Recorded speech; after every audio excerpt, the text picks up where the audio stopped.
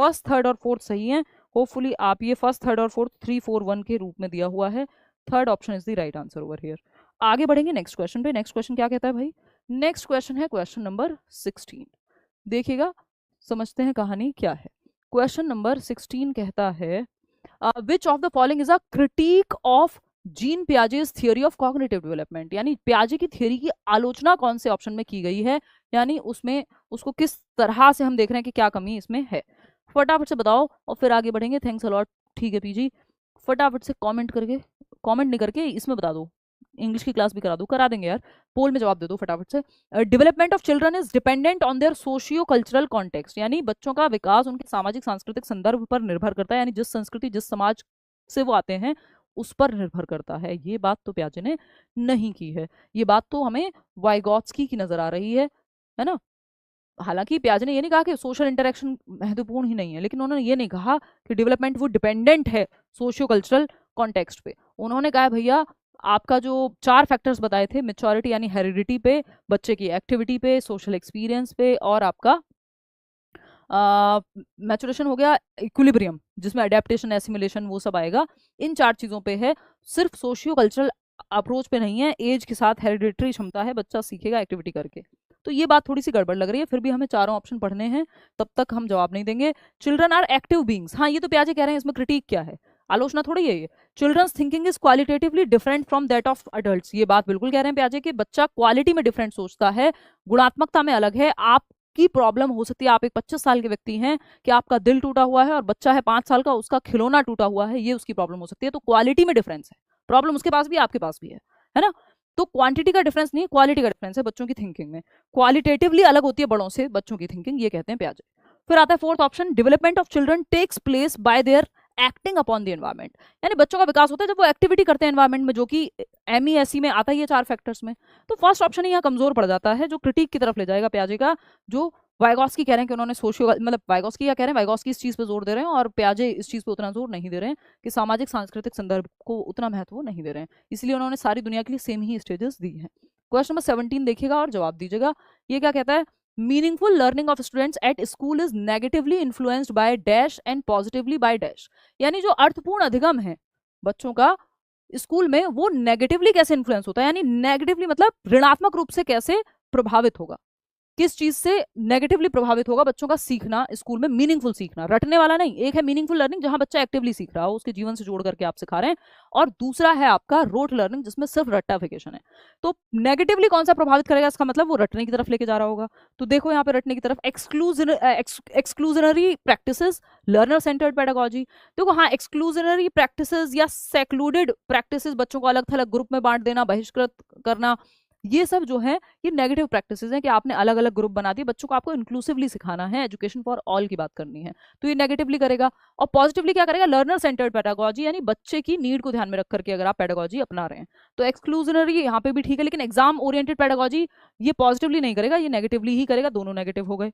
Inclusive practice negative नहीं है, positive होती है, सबको एक साथ सिखाना। एग्जाम ओरिएंटेड नेगेटिव है, तो ये उल्टा कर दिया उन्होंने, है ना। ये तो पॉजिटिव था और ये नेगेटिव था, जबकि पहले हमसे नेगेटिव पूछा है तो हम पहले नेगेटिव ढूंढेंगे और फिर बाद में पॉजिटिव ढूंढेंगे। बात सही है नहीं है? इंक्लूसिव प्रैक्टिसेस ये अगेन पॉजिटिव है और हमको चाहिए पहले नेगेटिव।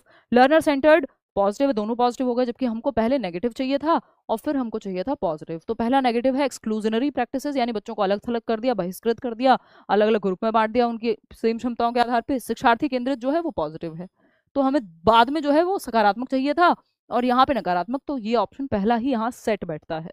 ठीक, तो इस तरह के क्वेश्चंस को थोड़ा ध्यान से करना होता है, नहीं तो फिल इन द ब्लैंक को हम कई बार समझ नहीं पाते, जो पहले लगाना था उसको बाद में लगा देते हैं और वाइस वर्सा। क्वेश्चन नंबर 18 देखिएगा। क्वेश्चन नंबर 18 क्या कहता है, फटाफट से बताना। असर्शन यानी अभिकथन और रीजन यानी तर्क। क्वांटिटेटिव चेंजेस वो होते हैं जहां पे the ways of doing something, ability to do something, emotional understanding, यानी मात्रात्मक परिवर्तन उनको कहेंगे जहां पे कुछ करने के तरीके, कुछ करने की क्षमता और भावनात्मक समझ शामिल होती है। जबकि ये क्वालिटेटिव है कि क्वांटिटेटिव है, खुद सोचना।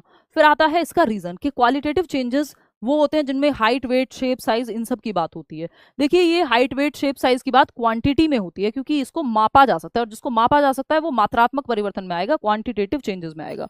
ये इन्होंने उल्टा कर दिया, ये क्वालिटेटिव चेंजेस नहीं है। क्वालिटेटिव चेंजेस है समझ बेहतर हुई है आपकी कल से आज तक, अब इसको कैसे मापोगे, है ना। ये गुणात्मक नहीं है, ये है आपके मात्रात्मक परिवर्तन, कि आपकी हाइट का बढ़ना, शेप और साइज में मोटे हो गए, पतले हो गए, ये मात्रात्मक परिवर्तन है।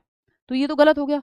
फिर मात्रात्मक परिवर्तन में इन्होंने गुणात्मक की बात कर दी कि तरीका किसी चीज को करने का बेहतर हो गया तो वो गुणात्मक है, इन्होंने मात्रात्मक लिख दिया, तो ऑपोजिट लिख दिया, तो दोनों को उल्टा लिख दिया इन्होंने, तो दोनों ही गलत हो गए। A and R both are false, तो fourth option is the right answer, दोनों ही गलत हैं। आगे बढ़ेंगे नेक्स्ट क्वेश्चन पे, क्वेश्चन नंबर देखिएगा 19। शिवांगी कुछ कहना चाहती हैं आपसे, फटाफट से बताइए आपके क्या कहना चाहती हैं। क्वेश्चन नंबर 19 देखिएगा और बताइएगा। क्वेश्चन नंबर 19 देख करके फटाक से बताइए। ये कहते हैं क्वेश्चन नंबर 19 में कहा है कि I am Shivangi and I lack emotional stability, यानी भावनात्मक स्थिरता की कमी है मुझ में, मैं शिवांगी हूँ, एक बच्ची है जो कह रही है ये बात। At times I am egocentric but that doesn't stop me from having leadership skills, कभी कभी मैं क्या होती हूँ, अहम केंद्रित भी होती हूँ, अहंकारी नहीं, अहम केंद्रित यानी सेल्फ सेंटर्ड भी होती हूँ, लेकिन मेरे अंदर लीडरशिप क्वालिटीज भी हैं, यानी नेतृत्व भी आता है मुझे, मॉनिटर बनना हो स्कूल में, या फिर आपका बाकी इस तरह की चीजें हो जो आपका क्या कहते हैं head girl head boy type की चीजें, तो लीडरशिप क्वालिटीज भी हैं, लेकिन इमोशनली मैं स्टेबल नहीं हूँ, कभी बहुत गुस्सा आता है, कभी बहुत खुश हूँ, इस तरह की चीजें ये महसूस कर रही है बच्ची। ठीक है बात, तो फटाफट से बताइए कि कवि क्या कहना चाहता है। ये क्लास कब तक चलेगी, जब तक 30 क्वेश्चन नहीं हो जाएंगे तब तक चलेगी भाई, ठीक, फटाफट से बताओ, जल्दी बताओ, कोशिश रहेगी कल से 9 बजे ही मिले, फटाफट से जवाब दीजिए। देखना, तो 6 साल की है ये बच्ची, देखो इसमें घबराना नहीं है, आपने घबराना नहीं है, समझना है। देखो 6 साल की बच्ची हो नहीं सकती, क्योंकि 6 साल की बच्ची लीडरशिप स्किल्स कोई यहाँ पे कैरेक्टरिस्टिक नहीं है। 11 साल की अगेन टीनेज में आएगा, 11 साल भी छोटा ही हो जाएगा बच्चा, क्योंकि 7 से 11 के बीच में होगा, कहीं लेटर चाइल्डहुड है, तो चाइल्डहुड में तो लीडरशिप स्किल नहीं है उतनी, 9 ईयर्स अगेन नहीं है। लीडरशिप स्किल को देखते हुए आप समझ जाएंगे कि ये टीनेज की बात हो रही है, एडोलेसेंस की बात हो रही है, किसकी, किशोरावस्था की बात हो रही है, और किशोरावस्था में भी एक तरह का ईगो सेंट्रिज्म होता है, ये आपको पता है, ठीक। तो आपको सेंस निकाल करके क्वेश्चन का जवाब देना है। फिर दूसरा इमोशनल इंस्टेबिलिटी होती है, यानी एक मिनट में बच्चा बहुत खुश है, अगले मिनट बहुत दुखी है, बहुत गुस्सा है, यानी इमोशंस का तो ये तो तनाव एवं तूफान का काल है, मतलब स्ट्रेस एंड स्टॉर्म का काल है एडोलेसेंस, 12 से 18 वर्ष, जो टीनेज जिसको हम कह रहे हैं WHO की माने तो 10 से 19 वर्ष है। ठीक है बात, तो ये है आपका 16 ईयर्स ऑफ एज। ठीक है, क्लियर है, चलिए बहुत बढ़िया, ठीक। चलिए आगे बढ़ते हैं नेक्स्ट क्वेश्चन पे। नेक्स्ट क्वेश्चन क्या कहता है, क्वेश्चन नंबर 20। क्वेश्चन ये थोड़ा सा कंफ्यूजिंग था क्वेश्चन, क्योंकि उसमें लिखा वैसे था, लेकिन आपको पकड़ना पड़ेगा कि इमोशनल इंस्टेबिलिटी कब होती है, ईगोसेंट्रिज्म में, एडोलेसेंट ईगोसेंट्रिज्म भी हो सकता है, और लीडरशिप, ये सब एक तरफ इशारा कर रहे हैं जो है एडोलेसेंस, ना कि चाइल्डहुड। बात सही है नहीं है, चलो फटाफट सब इस बात पे नेक्स्ट क्वेश्चन कर लेते हैं।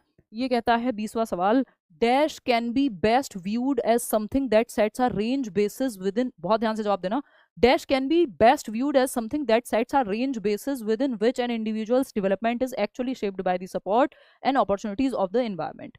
यानी एक चीज है जो सबसे अच्छी तरह से ऐसी चीज के रूप में देखा जा सकता है जो एक सीमा आधार प्रदान करती है, यानी बेस आपको दे दिया, बेस लिमिट दे दी कि ये है लोएस्ट लिमिट और ये है हाईएस्ट लिमिट, बीच में आपका एनवायरमेंट से आप खेलते रहते हैं कि ये लोएस्ट लिमिट है, मान लीजिए जो भी आपको बुद्धि का स्तर मिला है, और ये हाईएस्ट लिमिट है कि इसके ऊपर आप नहीं जाएंगे, ठीक। ये कौन तय करता है, तो इसको क्या कहते हैं, फटाफट से बताओ, दिखाओ मुझे कितने लोग सही जवाब दे रहे हैं इसमें, हालांकि अब मैंने हिंट आपको दे दिया है। बहुत बढ़िया, 47% लोग अब सही जवाब देने लगे, मुझे नहीं पता पहले आप दे रहे थे सही जवाब या नहीं, बट बात आपकी सही है। देखो इसको हेरिडिटी कहते हैं, क्योंकि ये बेस प्रोवाइड कर रही है आपको कि इतना बुद्धि का स्तर या ये क्षमताएं आपके डीएनए से, आपकी हेरिडिटी से आपको मिली हैं, या कोई बीमारी भी हो सकती है जो आपके लिए प्रॉब्लमेटिक भी बने, तो अपर लिमिट और लोअर लिमिट, बेस लिमिट और अपर लिमिट सेट कर देती है हेरिडिटी, उसके बीच में आप खेलते रहते हैं।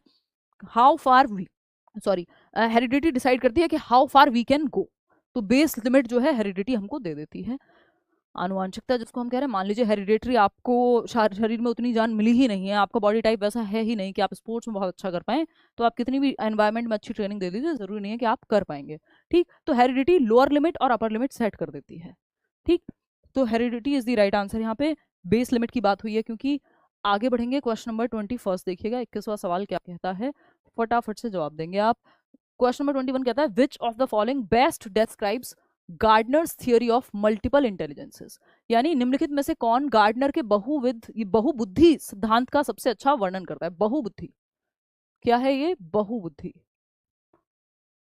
बहुबुद्धि यानी मल्टीपल इंटेलिजेंस, बुद्धि के कई प्रकार होते हैं बेसिकली, MI, है ना। फ्रेम्स ऑफ माइंड नाम की इनकी बुक थी, 1983 में ये थियोरी हार्वर्ड गार्डनर ने दी थी। ठीक।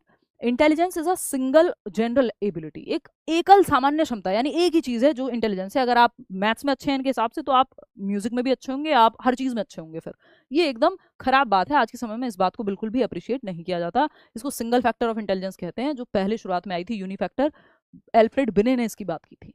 आज के टाइम में इसको हम नहीं मानते हैं, तो ये गलत हो गया। Intelligence is composed of both genetic and environmental factor, ये बात तो सही है, but Harvard gardener multiple intelligence की बात कर रहे हैं, यानी बुद्धि के कई प्रकार हैं। Intelligence can be measured using traditional IQ test, इसको तो बहुत ही गंदे